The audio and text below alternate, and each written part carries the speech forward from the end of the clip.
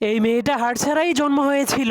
এজন্য সে জাদুময় রং পেন্সিল দিয়ে কাগজের উপর একটা হার্টের ছবি এঁকে দেয়, যার ফলে সেই ছবিতে আঁকা হার্ট বাস্তবে পরিণত হয়ে যায়। এরপর মেয়েটা সেই হার্টটাকে উঠিয়ে নিজের হার্টের জায়গায় লাগিয়ে দেয়, কিন্তু মেয়েটা হাসলেই তার হার্টটা ভেঙে একদমই শেষ হয়ে যায়। এজন্য মেয়েটার মনটা অনেক খারাপ হয়ে যায়। কিন্তু তখনই মেয়েটার মাথায় একটা আইডিয়া আসলে সে তার জাদুময় পেন্সিল দিয়ে একটা ছেলের ছবি এঁকে দেয়। ঠিক তখনই সেই ছেলেটাও জীবন্ত হয়ে যায়। এরপর মেয়েটা লুকিয়ে লুকিয়ে সেই ছেলেটার হার্টটাকে নিজের জন্য চুরি করতে গেলেই সেই ছেলেটা জেগে যায়। এজন্য মেয়েটা অনেক ভয় পেয়ে নিচে পড়ে যায়।